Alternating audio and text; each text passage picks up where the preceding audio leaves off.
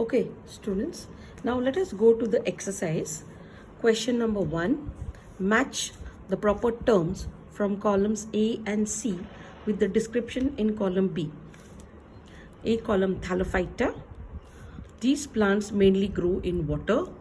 Best example is algae. Second, Bryophyta. These plants need water for reproduction. Example is moss. Third, Pteridophyta. Pteridophyta, this word P is silent, hence it's pronounced as Pteridophyta. Pteridophyta tissues are present for conduction of water and food. Example, fern. Then fourth one is gymnosperms. There is no natural covering on the seeds. Example, cycas. Angiosperms. Seeds are formed in the fruits. For example, tamarind. Now, let us go to the second question. Complete the sentences by filling in the blanks and explain those statements. The words are given as angiosperms, gymnosperms, spore, bryophyta, thallophyta and zygote. A dash plants have soft and fiber-like body. The best option is thallophyta. So here you have to explain what are the characteristics of thallophyta. Okay. Next, B. Dash is called the amphibian of the plant kingdom. The answer is bryophyta. So you have to tell the reasons why it is a bryophyte, right? Or why it's an amphibian. Next, C. In pteridophytes, asexual reproduction occurs by dash formation and sexual reproduction occurs by dash formation. So the first blank is spore formation and the second is zygote. So you have to explain there as to what is asexual reproduction, what is sexual reproduction. Next, D. Male and female flowers of dash are borne on different sporophylls of the same plant. So the blank is gymnosperms. So explain the characteristics of gymnosperms. Okay. I hope you all have understood the second and the first question. Now let us move to the third question. Answer the following questions in your own words. Write the characteristics of subkingdom phanerogams. So let us all shift to page number 78. Now, first paragraph you can see beginning with plants which are special structures for reproduction. You will go up to gymnosperms and angiosperms. Okay, so here you will get approximately 4 points, right? I hope you have got it, all of you.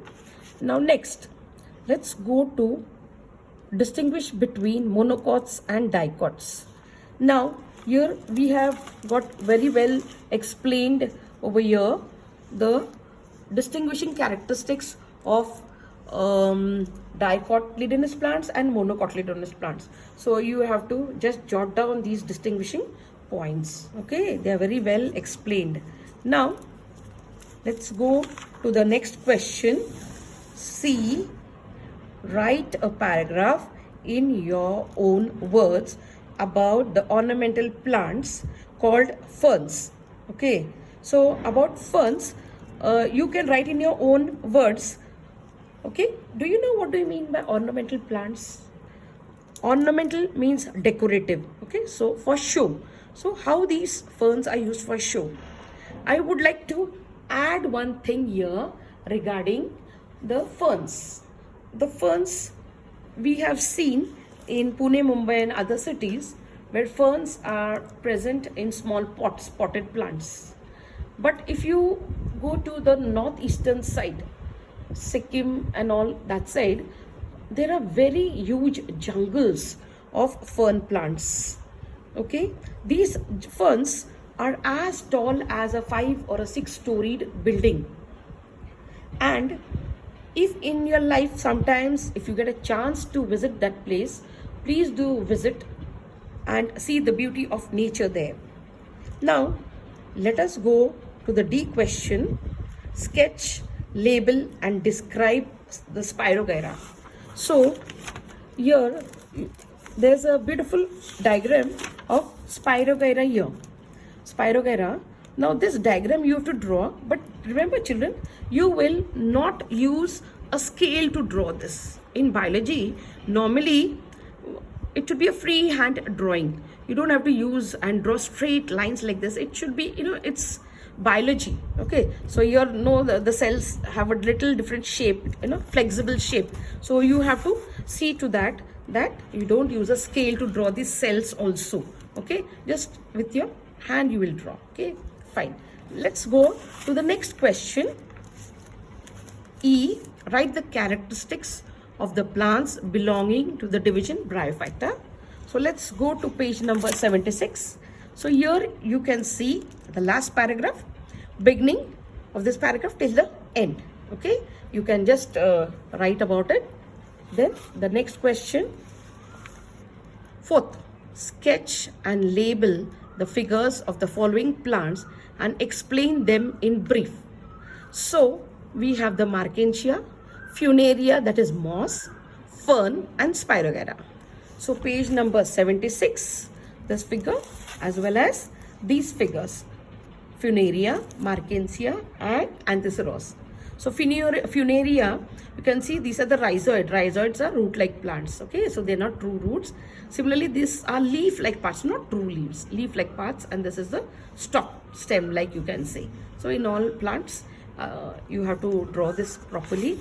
Okay, then let's go to the next one. Collect monocot and dicot plants available in your area and observe the plants carefully and describe them in a scientific language. If possible, you can collect these plants, and scientific language means you have to explain them whether they are cryptogams or phanerogams, whether they belong to dicot plants or monocot plants, or Thallophyta, Bryophyta, etc., Pteridophyta. Okay, so that way you have to explain. Next, which criteria are used for classification of plants? Explain with reasons.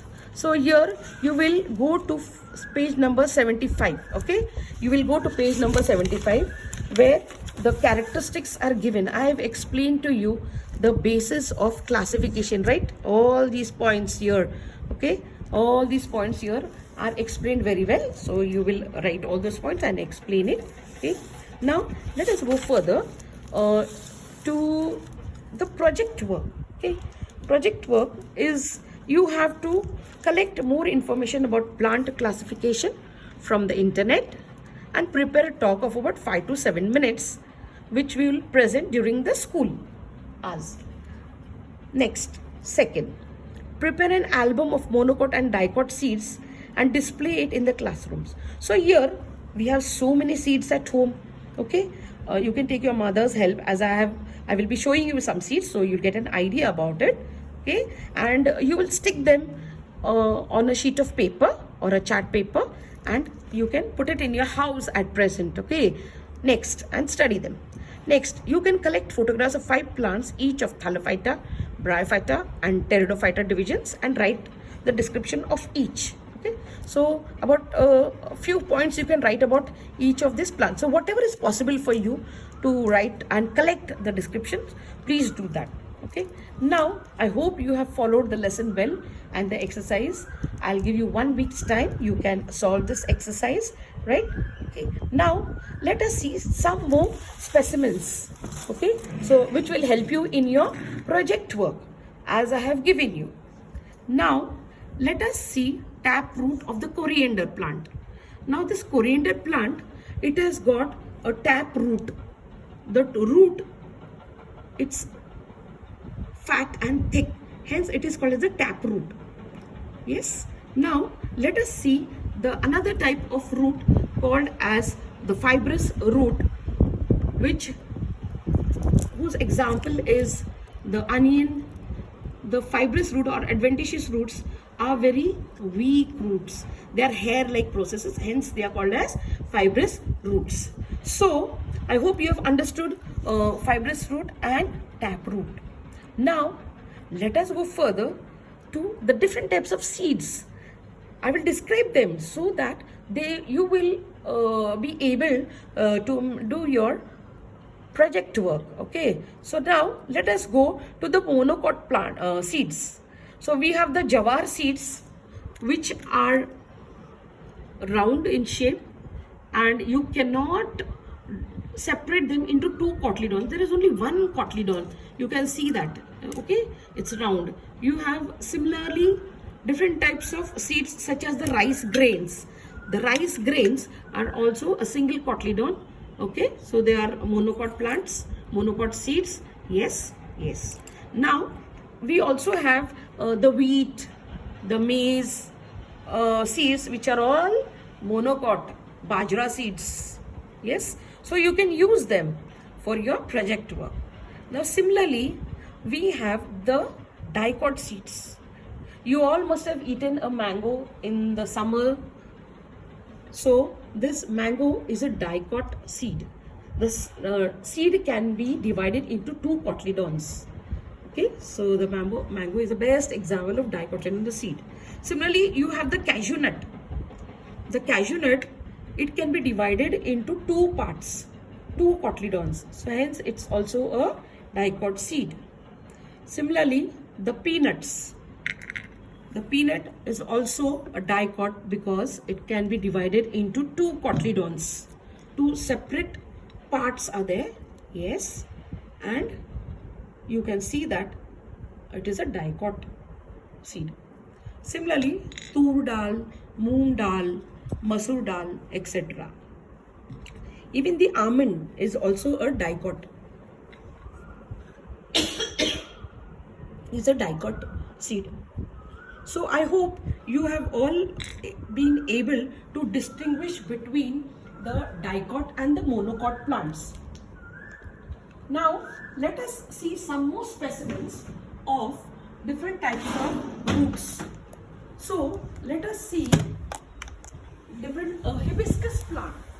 The hibiscus plant, we have the flower of the hibiscus. The hibiscus plant, it has got 5 petals, 1, 2, 3, 4 and 5. Pentamerous. Okay. Similarly, stigma also there are 5, 1, 2, 3, 4, 5, and these are the androecium. They are also in the multiples of 5. Similarly, the sepals also. The sepals also 1, 2, 3, 4 and 5. Right. So it's a dicot plant. Now similarly, let's look at the leaf. Let's look at the leaf of the hibiscus plant. Here you can see there is reticulate venation. There's a network of veins here. So hence it is reticulate venation. Okay. Now you can look at the stem. It's strong. Okay. You can see the stem of this plant. You can see the stem of this plant. It's quite strong. Okay.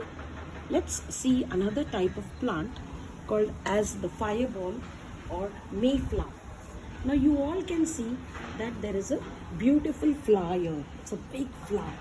Now actually this flower is made up of a number of small florets. Each one is called as a floret here. Floret. Now these florets together form a big flower. Now this floret has got petals 1, 2, 3, 4, 5 and 6. Okay. So trimeres, 3 or multiples of 3. Similarly, the androecium 1, 2, 3, 4, 5 and 1, 6 here, 6 here, right? Yes. So it is again trimeres, right? Now, if you look at the stem of this plant, it is weak. It's quite weak. Yes.